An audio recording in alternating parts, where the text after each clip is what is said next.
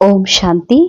ಇಂದಿನ ಮುರಳಿ ದಿನಾಂಕ 14 ಮೇ 2026. ಮುರಳಿ महावाक्यಗಳು. मीठे बच्चे, जैसे बाबा प्यार का सागर है, उनके जैसा प्यार दुनिया में कोई कर नहीं सकता।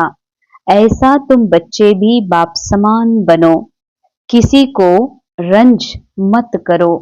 ಮಧುರ ಮಕ್ಕಳೇ, ಬಾಬಾ ಪ್ರೀತಿಯ ಸಾಗರವಾಗಿದ್ದಾರೆ. ಅವರಂಥ ಪ್ರೀತಿಯ ಸಾಗರ ಈ ಜಗತ್ತಿನಲ್ಲಿ ಮತ್ತಾರೂ ಇಲ್ಲ. ಅವರಷ್ಟು ಪ್ರೀತಿಯನ್ನ ಈ ಜಗತ್ತಿನಲ್ಲಿ ಮತ್ತಾರು ಕೊಡೋದಕ್ಕ ಸಾಧ್ಯವೂ ಇಲ್ಲ. ತಾವು ಮಕ್ಕಳು ಸಹ ತಂದೆ ಸಮಾನ ಆಗ್ರಿ, ಯಾರಿಗೂ ನಾರಾಜ್ ಮಾಡಬೇಡ್ರಿ. ಬಾಬಾ ಬಹಳ ಸೂಕ್ಷ್ಮ ಗುಹ್ಯ ಮಾತನ್ನ ಹೇಳ್ತಿದ್ದಾರೆ. ಬಾಬಾ ಪ್ರೀತಿಯ ಸಾಗರ ಇದ್ದಾರೆ, ಪ್ರೇಮದ ಸಾಗರ. ಅರ್ಥಾತ್ ಬಾಬಾ ಏನ್ ಪ್ರೀತಿ ಕೊಡ್ತಾ ಇದ್ದಾರೆ, ಅಂತಹ ಪ್ರೀತಿಯನ್ನ ಈ ಜಗತ್ತಿನಲ್ಲಿ ಮತ್ ಯಾರೂ ಕೊಡ್ಲಿಕ್ಕೆ ಸಾಧ್ಯ ಇಲ್ಲ. ಇವತ್ತು ಇನ್ನೂ ಅತಿ ಸೂಕ್ಷ್ಮವಾಗಿರುವಂತಹ ಮಾತು ಬಾಬಾ ಹೇಳ್ತಾರೆ, ನೀವು ಬಾಬನ್ ಸಮಾನ್ ಆಗ್ರಿ ಮತ್ತು ಯಾರಿಗೂ ನಾರಾಜ್ ಮಾಡಬೇಡ್ರಿ. ಒಂದಾಗಿದೆ ನಾರಾಜ್ ಮಾಡೋದು ಶಬ್ದದ ಮೂಲಕ, ವರ್ತನೆಯ ಮೂಲಕ, ನಮ್ಮ ಕರ್ಮದ ಮೂಲಕ ಇನ್ನೊಬ್ಬರಿಗೆ ನಾರಾಜ್ ಮಾಡೋದು ಸ್ಥೂಲ ರೂಪದಲ್ಲಿ. ಆದ್ರೆ ಇದು ಕೇವಲ ಆಕ್ಟಿಂಗ್ ಮಾತ್ರ. ಯಾವುದು ಯಾರ ರೋಲ್ ನಲ್ಲಿ ಫಿಕ್ಸ್ ಇದೆಯೋ ಅದು ರೀಲ್ ಪ್ಲೇ ಆಗ್ತಾನೆ ಇರ್ತದ. ನಿಜವಾಗಿಯೂ ಇನ್ನೊಬ್ಬರನ್ನ ನಾರಾಜ್ ಮಾಡಬಾರ್ದು. ಅರ್ಥಾತ್ ಉದಾಹರಣೆಗಾಗಿ ಯಾರೋ ಒಬ್ರು ನಮ್ಮ ಜೊತೆಯಲ್ಲಿರುವಂಥವ್ರು, ನಮ್ಮ ಒಂದು ಸಂಬಂಧದಲ್ಲಿ ಇರುವಂಥವರಿಗೆ ಆರಾಮ್ ಇಲ್ಲತ್ತಂದ್ರ, ಅಥವಾ ಯಾವುದೋ ಒಂದು ಪರಿಸ್ಥಿತಿ ಬಂದಿದೆ, ಅಥವಾ ಏನೋ ಒಂದು ಬಹಳ ದೊಡ್ಡ ಲಾಸ್ ಆಗಿದೆ ಅಂತಂದ್ರೆ, ಅವರ ರೋಲ್ ಅಲ್ಲಿ ಆಗಿರುವಂತಹ ಲಾಸ್ ಅನ್ನ ನಿಜವಾಗಿ ಇವರು ಕಳ್ಕೊಂಡಿರುವಂತ ವ್ಯಥೆ ಪಡೋದು, ಆ ವೈಬ್ರೇಷನ್ ಕಳಿಸೋದು, ಅಥವಾ ಇವ್ರು ಫೇಲ್ ಆದ್ರು ಅಂತ, ಇವ್ರು ಕಡಿಮೆ ಮಾರ್ಕ್ಸ್ ತಗೊಂಡ್ರು ಅಂತ ರೋಲ್ ನಲ್ಲಿ ಅವರು ಏನ್ ಪರ್ಫಾರ್ಮ್ ಮಾಡ್ಬೇಕಾಗಿತ್ತು, ಏನ್ ಪರಿಣಾಮ ಪ್ರಾಪ್ತ ಮಾಡ್ಕೋಬೇಕಾಗಿತ್ತು ಅದನ್ನ ಮಾಡ್ಕೊಂಡಿದ್ದಾರೆ. ಆದ್ರೆ ಇವ್ರು ಕಡಿಮೆ ತಗೊಂಡ್ರು, ಇವ್ರ ಹತ್ರ ಕಡಿಮೆ ಅನುಕೂಲತೆ ಇದೆ, ಇವರಿಗೆ ಆರೋಗ್ಯದ ಕೊರತೆ ಇದೆ ಅಂತ ಫೀಲ್ ಮಾಡ್ತೀವಿ. ಅರ್ಥಾತ್ ಆ ಕ್ಷಣದಲ್ಲಿ ನಾವು ನಮ್ಮ ನಿರಾಕಾರಿ ಮೂಲ ಸತ್ಯವನ್ನ ಮರೆತು ಮತ್ತು ಎದುರುಗಡೆಯಲ್ಲಿರುವಂತಹ ಆತ್ಮನ ಮೂಲ ಸತ್ಯವನ್ನ ಮರೆತು ನಾವು ಅವರ ರೋಲ್ ಒಳಗ ಆಗಿರುವಂತಹ ಅನಾಹುತಗಳನ್ನ, ಲಾಸಸ್ ಅನ್ನ, ಅಥವಾ ಕಮ್ಜೋರಿಗಳನ್ನ, ಅಥವಾ ಯಾವುದೇ ರೀತಿಯ ಪಾತ್ರವನ್ನ ರಿಯಲ್ ಅನ್ಕೊಂಡು ನಾವೇನ್ ಫೀಲ್ ಮಾಡ್ತೀವಿ, ಆ ನೆಗೆಟಿವ್ ಎನರ್ಜಿ ಆ ಆತ್ಮನಿಗೆ ಟಚ್ ಆಗ್ತದ. ಅವರಿಗೂ ಮತ್ತಷ್ಟು ನೋವಾಗ್ತದ. ನಾವು ಬಹಳಷ್ಟು ಕಳ್ಕೊಂಡಿದ್ದೀವಿ, ಅಥವಾ ನಾವು ಅನಾರೋಗ್ಯದಲ್ಲಿದ್ದೀವಿ, ಅಥವಾ ನಾವು ಬಡತನದಲ್ಲಿದ್ದೇವೆ, ಹೀಗೆ ಫೀಲ್ ಆಗ್ತದ. ಇದಕ್ಕ ನಾರಾಜ್ ಮಾಡೋದು ಅಂತಾರ ಬಾಬಾ. ಅಂದ್ರೆ ಯಾವುದೇ ವ್ಯಕ್ತಿ ನಮ್ಮ ಸಂಬಂಧದಲ್ಲಿ ಅವ್ರ ಮಗಳಾಗಿರ್ಲಿ, ನಮ್ಮ ತಾಯಿ ಆಗಿರ್ಲಿ, ತಂಗಿ ಆಗಿರ್ಲಿ, ನಮ್ಮ ತಂದೆನೇ ಆಗಿರ್ಲಿ, ನನ್ನ ಸಹೋದರ ಆಗಿರ್ಲಿ, ಯಾರೇ ಅವರನ್ನ ನೋಡಿ ಅವರ ಪಾತ್ರವನ್ನ ನಾನು ಬದಲಾಯಿಸ್ಲಿಕ್ಕೆ ಸಾಧ್ಯ ಇಲ್ಲ. ಅವರಲ್ಲಿ ಏನ್ ಪಾತ್ರ ನೂಂದಿದೆ ಅದು ಪ್ಲೇ ಆಗ್ತಾ ಇದೆ. ಆದ್ರೆ ಈ ಪಾತ್ರನೇ ರಿಯಲ್ ಅನ್ಕೊಂಡು ಪಾತ್ರದಲ್ಲಿರುವ ಕಮ್ಜೋರಿಗಳನ್ನ, ಪಾತ್ರದಲ್ಲಿರುವ ಅನಾನುಕೂಲತೆಗಳನ್ನ ನಿಜ ಅನ್ಕೊಂಡು ಮನಸ್ಸಿಗೆ ಬೇಜಾರ್ ಮಾಡ್ಕೋತೀನತ್ತಂದ್ರ ಇದೇ ಅವ್ರಿಗೂ ಕೂಡ ನಾರಾಜ್ ಮಾಡಿದಂತೇನೆ. ಅದಕ್ಕೆ ಬಾಬಾ ಹೇಳ್ತಾರೆ, ಪ್ರೀತಿಯ ಸಾಗರ ಆಗೋದು ಅಂತಂದ್ರೆ ಕೇವಲ ಪ್ರೀತಿ ಅಂದ್ರೆ ಅವರಿಗೆ ನಾನು ಸಾಮಾನ್ ಕೊಡಿಸಿದೆ, ಅವರಿಗೆ ಅವರ ಅನುಕೂಲತೆಗಳನ್ನ, ವ್ಯವಸ್ಥೆಗಳನ್ನ ನಾನು ಮಾಡಿದೆ, ಇದು ಪ್ರೀತಿ ಅಲ್ಲ. ಪ್ರೀತಿ ಅರ್ಥಾತ್ ರೋಲ್ ನಲ್ಲಿ ಅವರು ರೋಗಿ ಅದಾರ, ರೋಲ್ ನಲ್ಲಿ ಅವರು ಕಮ್ಮಿ ಸುಂದರದಾರ, ರೋಲ್ ನಲ್ಲಿ ಕಮ್ಮಿ ಬುದ್ಧಿವಂತರದಾರ, ಏನದಾರ ಅದು ರೋಲ್ ನಲ್ಲಿ ಅದಾರ, ಅದು ನೂಂದ್ ಪಾರ್ಟ್ ಸ್ಕ್ರಿಪ್ಟ್ ಅನುಸಾರ. ಆದ್ರೆ ಬಾಬಾ ಇಷ್ಟೆಲ್ಲಾ ಈ ಜಗತ್ತಿನ ಮಕ್ಕಳ ಒಂದು ಪಾತ್ರವನ್ನ ನೋಡಿಯೂ ಕೂಡ ಯಾಕೆ ಬಾಬಾ ನಾರಾಜ್ ಆಗೋದಿಲ್ಲ ಅಂತಂದ್ರೆ, ಬಾಬಾ ಗೊತ್ತಿದೆ ಪ್ರತಿಯೊಬ್ಬ ಮೂಲ ಆತ್ಮ ಪ್ರೇಮ್ ಸ್ವರೂಪ ಇದೆ, ಬಾಬನ್ ರಿಯಲ್ ಮಗು ಇದೆ, ಬಾಪ್ ಸಮಾನ್ ಇದೆ ಅಂತ ಬಾಬಾಗೆ ಗೊತ್ತಿದೆ. ಬಾಬಾ ನಾಲೆಜ್ಫುಲ್ ಇದ್ದಾರೆ. ಹೀಗಾಗಿ ಬಾಬಾ ರೋಲ್ ಅನ್ನ ನೋಡೋದಿಲ್ಲ, ರೋಲ್ ಒಳಗಿರುವ ಕಮ್ಜೋರಿಯನ್ನ ನೋಡೋದಿಲ್ಲ. ಬಾಬಾ ಎಂದಿಗೂ ಪಾಪ ಅನ್ನೋದಿಲ್ಲ ಅಂತ. ಪಾಪ ಇವರಿಗೆ ಕೊರತೆ ಇದೆ, ಪಾಪ ಇವರಿಗೆ ಕಮ್ಮಿ ಇದೆ ಅಂತ ಬಾಬಾ ಎಂದಿಗೂ ರೋಲ್ ಅನ್ನ ರಿಯಲ್ ರೂಪದಲ್ಲಿ ಅನುಭವ ಮಾಡೋದಿಲ್ಲ. ಈ ಕಾರಣದಿಂದ ಬಾಬಾ ಆತ್ಮರ ಸತ್ಯವನ್ನೇ ನೋಡ್ತಾರ. ಅದಕ್ಕೆ ಬಾಬಾಗ ಪ್ರೀತಿಯ ಸಾಗರ ಅಂತಾರೆ. ಬಾಬನ್ ಪ್ರೀತಿ ಮಕ್ಕಳಿಗೆ ಅನುಭವ ಆಗ್ತದ. ಇದಕ್ಕೆ ಪ್ರೀತಿ, ಬಾಬನ್ ಸಮಾನ್ ಪ್ರಿಯರಾಗ್ರಿ, ಪ್ರೀತಿಯನ್ನ ಕೊಡ್ರಿ. ಅದಕ್ಕೆ ಬಾಬನಂತ ಪ್ರೀತಿಯನ್ನ ಈ ಜಗತ್ತಿನಲ್ಲಿ ಮತ್ತಾರು ಕೊಡೋದಕ್ಕ ಸಾಧ್ಯವಿಲ್ಲ. ಮತ್ತು ಯಾರಿಗೂ ನಾರಾಜ್ ಮಾಡಬೇಡ್ರಿ ಎನ್ನುವ ಸೂಕ್ಷ್ಮ ಅರ್ಥ ಇದಾಗಿದೆ. ಪ್ರಶ್ನೆ, ಕಿಸ್ ಪ್ರಕಾರ ಕೆ ಖ್ಯಾಲಾತ್ ಚಲ್ತೆ ರಹೆ ತೋ ಖುಷಿ ಕಾ ಪಾರ ಚಢಾ रहेगा. ಯಾವ ತರಹದ ವಿಚಾರಗಳು ನಡೀತಾ ಇದ್ವು ಅಂತಂದ್ರೆ ಖುಷಿಯ ನಶಾ ಏರೋದಕ್ಕ ಸಾಧ್ಯವಿದೆ. ಉತ್ತರ, अभी हम ज्ञान रत्नों से अपनी झोली भर रहे हैं, फिर यह खानियां आदि सब भरपूर हो जाएगी. ಬಾಬಾ ಹೇಳ್ತಾರೆ, ಈ ರೀತಿ ವಿಚಾರ ಸಾಗರ ಮಂಥನ ಮಾಡ್ರಿ. ಈಗ ನಾವು ಜ್ಞಾನ ರತ್ನಗಳಿಂದ ನಮ್ಮ ಜೋಳಿಗೆಯನ್ನ ಭರ್ಪೂರ್ ಮಾಡ್ಕೋತಾ ಇದ್ದೀವಿ ಅಂದ್ರ ಆತ್ಮ ಇರೋದೇ ಜ್ಞಾನ ಸಂಪನ್ನ ಇದೆ. ಜ್ಞಾನ ಸಂಪನ್ನ ಇರುವ ಸತ್ಯವನ್ನ ಸ್ಮೃತಿಯಲ್ಲಿ ತರೋದೇ ಜ್ಞಾನದ ಜೋಳಿಗೆಯನ್ನ ತುಂಬಿಕೊಳ್ಳೋದು, ಜ್ಞಾನದ ಗಣಿಯನ್ನ ಭರ್ಪೂರ್ ಮಾಡ್ಕೊಳ್ಳೋದು ಅಂತ. ವಹಾ ಸತ್ಯುಗ್ ಮೇ ಹಮ್ ಸೋನೆಗೆ ಮೆಹಲ್ ಬನಾಯಂಗೆ. ನಾವೀಗ ಮನಸ್ಸಿನೊಳಗ ಬಂಗಾರದ ಸಮಾನ, ವಜ್ರದ ಸಮಾನ ಒಂದು ಸ್ಥಿತಿಯನ್ನ, ಅವಸ್ಥೆಯನ್ನ, ಶ್ರೇಷ್ಠ ಸ್ಮೃತಿಯನ್ನ ಯಾವಾಗ ಮಾಡ್ಕೊಳ್ತೀವಿ, ನಮಗಾಗಿ ಸತ್ಯುಗದಲ್ಲಿ ಬಂಗಾರದ ಮಹಲ್ಗಳು ತಯಾರಾಗ್ತವೆ. ಎರಡನೇ ಪಾಯಿಂಟ್, ಹಮಾರಾ ಯಹ ಬ್ರಾಹ್ಮಣ್ ಕುಲ್ ಉತ್ತಮ್ ಕುಲ್ ಹೈ. ಹಮ್ ಸಚ್ಚಿ ಸಚ್ಚಿ ಸತ್ಯನಾರಾಯಣ ಕಿ ಕಥಾ, ಅಮರ್ ಕಥಾ सुनते और सुनाते हैं. ऐसे ऐसे ख्यालात चलते रहेंगे तो खुशी का पारा चढ़ा रहेगा. ಬಾಬಾ ಹೇಳ್ತಾರೆ, ನಿಮಗೆ ಖುಷಿಗೂ ದುಃಖಕ್ಕೂ ಸ್ವಯಂ ನಾವೇ ಕಾರಣ ಇದ್ದೀವಿ. ಜೈಸಾ ಸ್ಮೃತಿ ವೈಸಾ ಸ್ಥಿತಿ ಅಂತ ಹೇಳಲಾಗ್ತದೆ. ನಾವೇನ್ ಸ್ಮೃತಿ ಮಾಡ್ಕೋತೀವಿ, ನೆನಪು ಮಾಡ್ಕೋತೀವಿ, ಆ ರೀತಿ ನಮ್ ಸ್ಥಿತಿ ತಯಾರಾಗ್ತದೆ. ನಮ್ ಸದಾ ಖುಷಿಯ ಸ್ಥಿತಿ ಇರಬೇಕು ಅಂದ್ರೆ ಖುಷಿಯ ವಿಷಯಗಳನ್ನ ಸ್ಮರಣೆ ಮಾಡ್ಬೇಕಾಗಿದೆ. ಅದಕ್ಕೆ ಬಾಬಾ ಹೇಳ್ತಾರೆ, ನೆನಪು ಮಾಡ್ಕೊಡ್ರಿ, ನಾವು ಶ್ರೇಷ್ಠ ಬ್ರಾಹ್ಮಣ ಕುಲಭೂಷಣರು, ಶ್ರೇಷ್ಠ ಉತ್ತಮ ಕುಲದಲ್ಲಿ ಜನ್ಮ ಪಡೆದಂತಹ ಅಲೌಕಿಕ ಮಕ್ಕಳು ಅನ್ನುವಂಥದ್ದನ್ನ ನೆನಪು ಮಾಡ್ಕೊಡ್ರಿ. ಮತ್ತು ಸ್ವಯಂ ಭಗವಂತನಿಂದ ಸತ್ಯನಾರಾಯಣನ ಕಥೆಯನ್ನ, ಸತ್ಯನಾರಾಯಣ ಆಗುವಂತ ಕಥೆಯನ್ನ ಕೇಳ್ತಾ ಇದ್ದೀವಿ. ಬಾಬನ್ ಮುರಳಿ, ಬಾಬನ್ ಎಲ್ಲಾ ನಾಲೆಜೇ ಸತ್ಯನಾರಾಯಣ ಕಥೆಯಾಗಿದೆ. ಅಮರ ಕಥೆಯನ್ನ ನಾವು ಕೇಳಿ ಅಮರರಾಗ್ತಾ ಇದ್ದೀವಿ ಎನ್ನುವಂಥ ನೆನಪನ್ನ ಮಾಡ್ಕೊಡ್ರಿ. ಈ ರೀತಿ ವಿಚಾರ ಮಾಡೋದ್ರಿಂದ ನಿಮ್ಮ ಖುಷಿಯ ನಶೆ ಏರ್ತದೆ ಅಂತಾರ ಬಾಬಾ. ಧಾರಣೆಗಾಗಿ ಮುಖ್ಯ ಸಾರ್ ಪಹಲಾ, ಕಿಸಿ ಭಿ ಉಲ್ಟಿ ಸುಲ್ಟಿ ಬಾತ್ ಪರ್ ವಿಶ್ವಾಸ ನಹಿ ಕರ್ನಾ ಹೈ. ಜೋ ಭಿ ಉಲ್ಟಾ ಪಡಾ ಹೈ ಉಸೆ ಭೂಲ್ ಅಶರೀರಿ ಬನ್ನೆ ಕಾ ಅಭ್ಯಾಸ ಕರ್ನಾ ಹೈ. ಯಾವುದೇ ಉಲ್ಟಾ ಸುಲ್ಟಾ ಮಾತುಗಳ ಮೇಲೆ ವಿಶ್ವಾಸವನ್ನ ಇಡಬೇಡ್ರಿ. ಇಲ್ಲಿವರೆಗೆ ಏನೆಲ್ಲ ಉಲ್ಟಾ ಓದಿದ್ದೀರಿ, ಕೇಳಿದ್ದೀರಿ, ಅದೆಲ್ಲವನ್ನ ಮರಿತು ಅಶರೀರಿ ಆಗುವ ಅಭ್ಯಾಸವನ್ನ ಮಾಡ್ರಿ. ಉಲ್ಟಿ ಸುಲ್ಟಿ ಮಾತುಗಳನ್ನ ಕೇಳಬೇಡ್ರಿ ಮತ್ತು ಅದ್ರ ಮೇಲೆ ವಿಶ್ವಾಸ ಇಡಬೇಡ್ರಿ ಅಂತಂದ್ರ, ಈಗ ಯಾರಾದ್ರೂ ಹೇಳ್ತಾರ, ನೀ ಎಷ್ಟು ಕಪ್ಪಗ ಆಗ್ತಾ ಇದ್ದಿ ನೋಡು ಅಂತ, ಎಷ್ಟು ಕಲೆ ಆಗ್ತಾ ಇದ್ದಾವ ನಿನ್ ಮುಖದ ಮೇಲೆ, ನೀ ಎಷ್ಟು ತೆಳ್ಳಗಾಗ್ತಾ ಇದ್ದಿ, ಯಾಕೋ ದಪ್ಪ ಆಗ್ತಾ ಇದ್ದಿ ಅಂತಂದ್ರ ತುರಂತ್ ಆ ಮಾತು ನನಗ ರಿಯಲ್ ಅನಿಸ್ತದ. ಆಕ್ಚುಲಿ ಅದು ಉಲ್ಟಿ ಸುಲ್ಟಿ ಮಾತು. ಯಾಕಂದ್ರೆ ನೀ ಎಷ್ಟು ದಪ್ಪ ಆಗ್ತಿ ಅಂದಾಗ, ನೀ ಎಷ್ಟು ಕಪ್ಪಗಾಗ್ತಾ ಇದ್ದಿ ಅಂದಾಗ, ಕಪ್ಪಗಾಗ್ತಾ ಇರುವುದು ಶರೀರ, ನಾನಲ್ಲ. ಆಗ ಅವ್ರು ಕೇಳಿದಂತ ಮಾತು ನನ್ಗೆ ಹಿಂಗ್ ಅನಿಸ್ತೈತ್ಲಾ, ನಾನೇ ಕಪ್ಪಗಾಗ್ತಾ ಇದ್ದೀನಿ, ದಪ್ಪಗಾಗ್ತಾ ಇದ್ದೀನಿ, ನಾ ಬದ್ಲಾಗ್ತಾ ಇದ್ದೀನಿ, ನಾನು ಸೊರಗ್ತಾ ಇದ್ದೀನಿ, ಅಥವಾ ನಾನು ವೀಕ್ ಅನಿಸ್ತಾ ಇದ್ದೀನಿ ಅಂತ. ಅದಕ್ಕೆ ಬಾಬಾ ಹೇಳ್ತಾರೆ, ಇಲ್ಲಿವರೆಗೆ ಶರೀರದ ಪ್ರತಿಯಾಗಿ ಹಾಗೂ ಶರೀರ ಭಾನದ ಏನೆಲ್ಲ ವಸ್ತುಗಳ ಪ್ರತಿಯಾಗಿ ಅಥವಾ ಈ ಜಗತ್ತಿನಲ್ಲಿ ಪರಮಾತ್ಮನ ಪ್ರತಿಯಾಗಿ ಏನೆಲ್ಲ ಹೇಳಿದಾರೋ ಅವೆಲ್ಲ ಉಲ್ಟಾ ಮಾತುಗಳು. ಅಂತ ಮಾತಿನ ಮೇಲೆ ಎಂದಿಗೂ ವಿಶ್ವಾಸ ಇಡಬೇಡ್ರಿ. ಯಾಕೆಂದ್ರೆ ನಾನು ಆತ್ಮ ಇರೋದ್ರಿಂದ, ಅವಿನಾಶಿಯಾಗಿರೋದ್ರಿಂದ ನಾನು ಸ್ವರ್ಗುದಿಲ್ಲ, ಕಪ್ಪಗಾಗೋದಿಲ್ಲ, ನಾನು ಕರಗುವುದಿಲ್ಲ, ನಾನು ತೆಳಗೂ ಆಗೋದಿಲ್ಲ, ದಪ್ಪನೂ ಆಗೋದಿಲ್ಲ. ನಾನು ಸದಾ ಅಮರ್ ಇದ್ದೀನಿ, ನಾನು ಅವಿನಾಶಿ ಇದ್ದೀನಿ ಮತ್ತು ಶಾಶ್ವತ್ ಇದ್ದೀನಿ, ಸ್ಥಿರಿದ್ದೀನಿ. ಇದೆಲ್ಲವೂ ರೋಲ್ನ ಮಾತುಗಳು.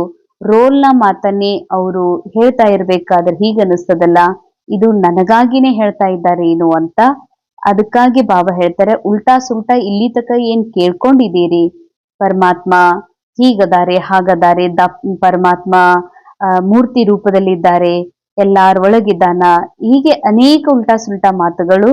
ಅದನ್ನೆಲ್ಲ ತಲೆಯೊಳಗೆ ಇಲ್ಲಿ ತನಕ ಕೇಳಿದ್ರು ಕೂಡ ತೆಗೆದು ಅಶರೀರಿ ಆಗುವಂತ ಅಭ್ಯಾಸವನ್ನ ಮಾಡ್ರಿ ಅಂತ. ಸೆಕೆಂಡ್ ಪಾಯಿಂಟ್, सिर्फ आशीर्वाद पर ही नहीं चलना, स्वयं को पवित्र बनाना है, बाबा को हर कदम में फॉलो करना है, किसी को भी दुख नहीं देना है, नाराज नहीं करना है. ಬಾಬಾ ಹೇಳ್ತಾರ, ಕೇವಲ ಆಶೀರ್ವಾದದ ಮೇಲೆ ನಡಿಬೇಡ್ರಿ, ಸ್ವಯಂವನ್ನ ಪಾವನ ಮಾಡ್ಕೊಡ್ರಿ. ಪಾವನರಾಗೋದಕ್ಕಾಗಿ ಬಹಳ ಇಂಪಾರ್ಟೆಂಟ್ ಮಾತು, ಪಾವನರಾಗೋದಕ್ಕೆ ಆಶೀರ್ವಾದ ಬಹಳ ಜರೂರಿ ಇದೆ. ಆಶೀರ್ವಾದ ಸಿಗೋದು ಸೇವೆಯಿಂದ, ಪರಮಾತ್ಮನ ಒಂದು ದಿವ್ಯ ಪರಿಚಯ ಕೊಡೋದ್ರಿಂದ ಮತ್ತು ಯಜ್ಞದ ತನುಮನದ ಸೇವೆಯಿಂದ ಪ್ರಾಪ್ತ ಆಗ್ತದ.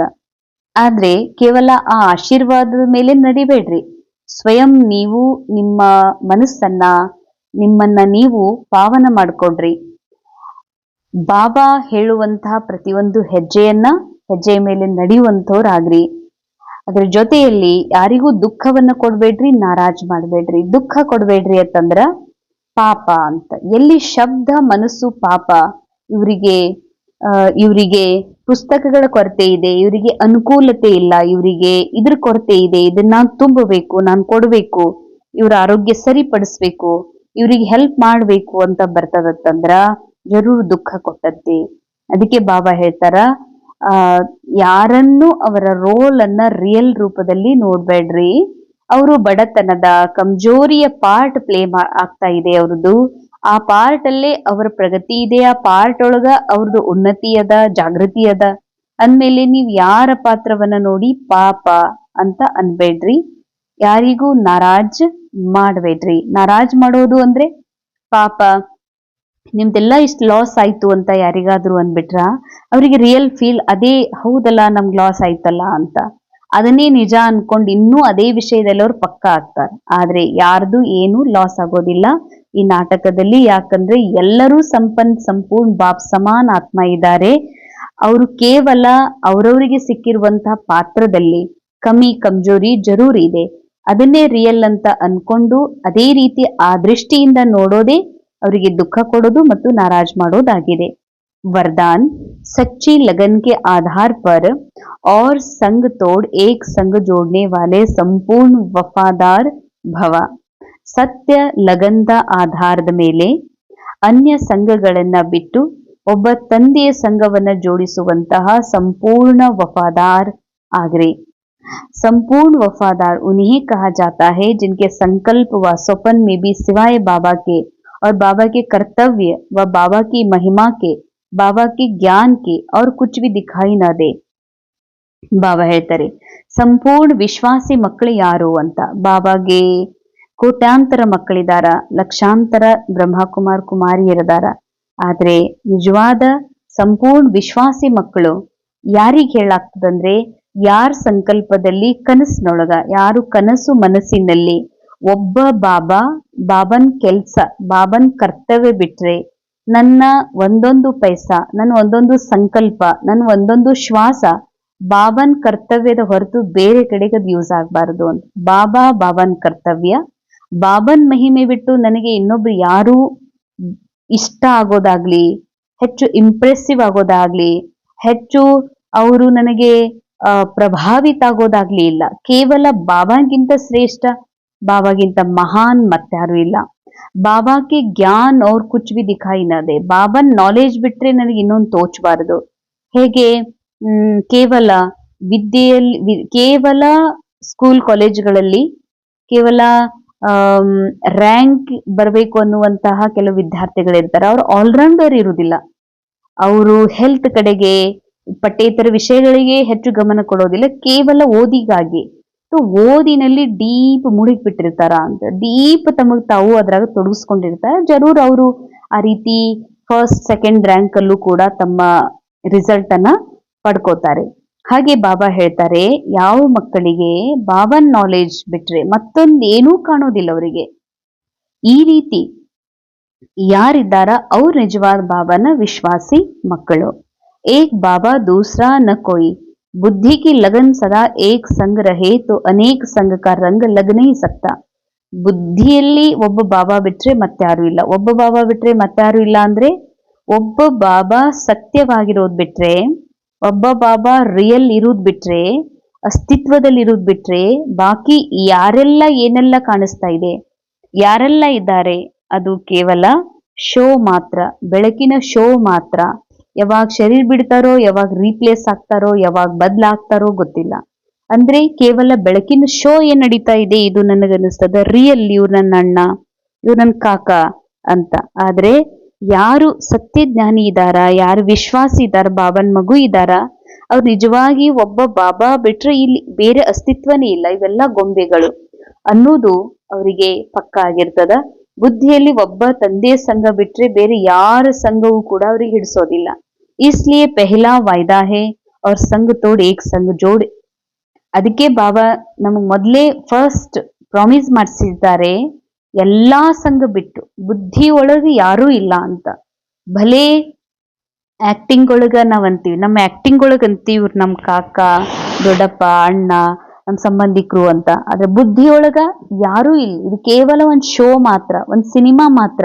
ಇದ್ರಲ್ಲಿ ರಿಯಲ್ ಅನ್ನುವಂಥದ್ದು ಏನೂ ಇಲ್ಲ. ರಿಯಲ್ ಏನಾದ್ರೂ ಇದ್ರ ಅದನ್ನ ಆತ್ಮ, ರಿಯಲ್ ಕೇವಲ ಬಾಬಾ ಮಾತ್ರ. ಇಷ್ಟು ಎಲ್ಲಾ ಸಂಘ ಬಿಟ್ಟು ಒಬ್ಬನ ಸಂಘದಲ್ಲಿ ಬುದ್ಧಿ ಜೋಡಿಸೋದಿದೆಯಲ್ಲ, ಈ ಪ್ರಾಮಿಸ್ ಅನ್ನ ಯಾರು ನಿಭಾಯಿಸ್ತಾರೋ ಅವ್ರು ಸಂಪೂರ್ಣ ವಿಶ್ವಾಸಿ, ಸಂಪೂರ್ಣ ವಫಾದಾರ್ ಮಕ್ಕಳಾಗಿದ್ದಾರೆ. ಸ್ಲೋಗನ್, ಸತ್ಯತಾ ಕಿ ಸ್ವಸ್ಥಿತಿ ಪರಿಸ್ಥಿತಿಯೋ ಮೇ ಭಿ ಸಂಪೂರ್ಣ ಬನಾ ದೇಗಿ. ಸತ್ಯತೆಯ ಸ್ವಸ್ಥಿತಿ ಇತ್ತು ಅಂದ್ರೆ ಪರಿಸ್ಥಿತಿಯಲ್ಲೂ ಕೂಡ ಸ್ವಸ್ಥಿತಿಯು ಪರಿಸ್ಥಿತಿಯಲ್ಲೂ ಸಂಪೂರ್ಣರನ್ನಾಗಿ ಮಾಡ್ತದೆ. ಸತ್ಯತೆಯ ಸ್ವಸ್ಥಿತಿ, ಸತ್ಯತೆಯ ಸ್ವಸ್ಥಿತಿ ಅಂದ್ರೆ ಸತ್ಯ. ನಾ ಅಕ್ಕೋರಾಗಿರೋದು ಅಥವಾ ಬ್ರಹ್ಮಕುಮಾರಿ ಆಗಿರೋದು, ಒಬ್ಬ ಟೀಚರ್ ಆಗಿರೋದು, ಇದು ಸತ್ಯ ಅಲ್ಲಿದೆ, ಕೇವಲ ಆಕ್ಟಿಂಗ್ ಮಾತ್ರ. ನಾವೊಬ್ಬ ಸ್ತ್ರೀ ಇದ್ದೀನಿ, ಒಬ್ಬ ಕುಮಾರಿ ಇದ್ದೀನಿ, ಇದು ಸತ್ಯ ಅಲ್ಲಿದು. ಇದು ಅಸತ್ಯ, ಇದು ಕೇವಲ ಬೆಳಕಿನ ಗೊಂಬೆಗಳು ಮಾತ್ರ. ಬೆಳಕಿನ 3D ಡೈಮೆನ್ಷನ್ ಶೋದೊಳಗ ಕಾಣ್ತಾ ಇರುವಂತಹ ಗೊಂಬೆಗಳು. ಸತ್ಯ ಅಂದ್ರೆ ಏನು ಅಂದ್ರೆ ನಿರಾಕಾರ ಆತ್ಮ. ಈ ಸತ್ಯತೆಯ ಸ್ವಸ್ಥಿತಿ ಇತ್ತು ಅಂದ್ರೆ, ನಾ ಆತ್ಮನಾಗಿರುವ ಸ್ವಸ್ಥಿತಿ ತಮ್ದಿತ್ತು ಅಂದ್ರೆ ಎಂತಹ ಪರಿಸ್ಥಿತಿಯಲ್ಲೂ ಕೂಡ ತಾವು ಸಂಪೂರ್ಣತೆಯನ್ನ ಅನುಭವ ಮಾಡ್ತಿರ್ತೀರಿ ಅಂತ. ಅವ್ಯಕ್ತಿ ಶಾರೆ, ಸದಾ ಅಚಲ್ ಅಡೋಲ್ ಹಾಗೂ ಏಕರಸ ಸ್ಥಿತಿಯ ಅನುಭವ ಮಾಡ್ರಿ. हम ऊंचते ऊंच बाबा के बच्चे हैं, ये याद रहने से एक रस अवस्था रहेगी. ನಾವು ಶ್ರೇಷ್ಠಾತಿ ಶ್ರೇಷ್ಠ ಪರಮಾತ್ಮನ ಮಕ್ಕಳಾಗಿದ್ದೀವಿ ಎನ್ನುವಂತಹ ಮಾತು ನಿಮ್ಗೆ ನೆನಪಿತ್ತು ಅಂತಂದ್ರ ಸದಾ ಏಕರಸ ಸ್ಥಿತಿ ಇರ್ತದಂದ್ರೆ, ನಮ್ಮಪ್ಪ, ನನ್ ರಿಯಲ್ ಅಪ್ಪ ಏನಿದಾರ, ನನ್ನ ಆತ್ಮದ ತಂದೆ, ಅವ್ರು ಬಹಳ ಅತಿ ಶ್ರೇಷ್ಠ ಅದಾರ. ಅವ್ರಿಗಿಂತ ಮತ್ ಯಾರು ಇಲ್ಲ ಮೇಲೆ. ಅಂತವ್ರ ಸಂತಾನ ಇದನ್ನು ನೆನಪಿತ್ತು ಅಂದ್ರೆ ನಿಮ್ ಸ್ಥಿತಿ ಏಕ್ ರಸ್ ಇರ್ತದ. ಜब एक से संबंध रहता है तब अवस्था भी एक रस रहती है. ಅಂತ ಒಬ್ಬ ಸತ್ಯ ಪರಮಾತ್ಮ ಜೊತೆ ನಿಮ್ ಸಂಬಂಧ ಇತ್ತು ಅಂದ್ರ ಅವಸ್ಥಾನು ಏಕ್ ರಸ್ ಇರ್ತದ.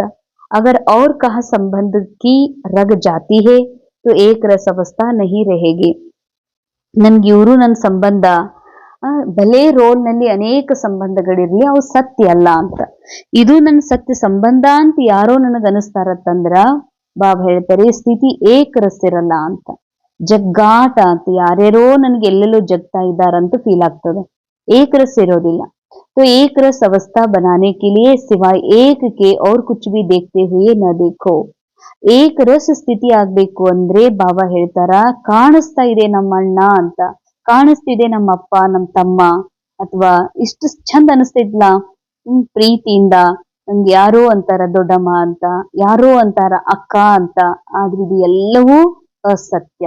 ನೋಡಿಯೂ ನೋಡದಂತೆ, ಕೇಳಿಯೂ ಕೇಳದಂತೆ ಯಾವಾಗ ನಿಮ್ ಸ್ಥಿತಿ ಕೇವಲ ಒಬ್ಬ ತಂದೆ ಜೊತೆಗೆ ಇರ್ತದೋ, ಇಂಥ ಏಕರಸ ಸ್ಥಿತಿಯೇ ಇದು ಸದಾ ಸ್ಥಿರವಾದಂತಹ ಅಡೋಲ್ ಸ್ಥಿತಿಯಾಗಿದೆ. ಓಂ ಶಾಂತಿ. ಇಂದಿನ ಮುರಳಿಯ ಮಹಾವಾಕ್ಯದ ಅನುಭವ ಮಾಡೋಣ. ಬಾಬಾ ಪ್ರೇಮದ ಸಾಗರನಾಗಿದ್ದಾರೆ. ನಾನು ಸಹ ಆತ್ಮ ಮೂಲ ರೂಪದಲ್ಲಿ ಪ್ರೇಮದ ಸಾಗರನಾಗಿರುವೆ. ನಾನೀಗ ಬಾಬಾರವರ ಸತ್ಯ ಜ್ಞಾನದಿಂದ ಅರಿತುಕೊಂಡಿದ್ದೇನೆ. ಈ ನಾಟಕದಲ್ಲಿ ಯಾರೆಲ್ಲ ಪಾತ್ರಧಾರಿಗಳಿದ್ದಾರೆಯೋ ಆ ಪಾತ್ರದ ಹಿಂದಿರುವ ನಿರಾಕಾರ ಆತ್ಮ ಬಾಪ್ ಸಮಾನ್ ಪ್ರೇಮ್ ಸ್ವರೂಪವಾಗಿದೆ. ಬಾಪ್ ಸಮಾನ್ ಸಂಪನ್ನ ಸಂಪೂರ್ಣವಾಗಿದೆ. ಆದರೆ ಅವರ ಪಾತ್ರದಲ್ಲಿರುವ ಏನೆಲ್ಲ ಕಮಿ ಕಮ್ಜೋರಿ ಕುಂದುಕೊರತೆ ಇವೆಲ್ಲವೂ ಡ್ರಾಮಾ ಅನುಸಾರ ನೊಂದಿದೆ. ಅದರಲ್ಲಿಯೇ ಕಲ್ಯಾಣವಿದೆ. ಇಲ್ಲಿವರೆಗೆ ಅಜ್ಞಾನದಲ್ಲಿ ಬಂದು ನಾನು ಅನ್ಯರ ಪಾತ್ರಗಳನ್ನ ನೋಡುತ್ತಾ ಅಯ್ಯೋ ಪಾಪ, ಅಯ್ಯೋ ಎಷ್ಟು ಕೆಟ್ಟ ಅಂತ ನಾರಾಜಾಗಿ ನಾರಾಜಗಿಯ ತರಂಗಗಳನ್ನ ಹರಡಿಸುತ್ತಿದ್ದೆ. ಈಗ ನನಗೆ ಸತ್ಯವು ಅರ್ಥವಾಗಿದೆ. ಇಲ್ಲಿ ಯಾರೂ ದುಃಖಿ ಇಲ್ಲ, ಕೇವಲ ದುಃಖದ ಆಕ್ಟಿಂಗ್ ಮಾಡುತ್ತಿದ್ದಾರೆ. ಈ ನಾಟಕದಲ್ಲಿ ಯಾರೂ ಪಾಪಿಗಳಿಲ್ಲ, ಎಲ್ಲರೂ ಪಾಪವೆನ್ನುವ ನಾರಾಜಿಗೆಯ ನಾಟಕ ಮಾಡುತ್ತಿದ್ದಾರೆ. ಎಲ್ಲರೂ ಮೂಲ ರೂಪದಲ್ಲಿ ಸಂಪನ್ನ ಸಂಪೂರ್ಣರಾಗಿದ್ದಾರೆ. ಇದೇ ಅವಿನಾಶಿ ಸತ್ಯವಾಗಿದೆ.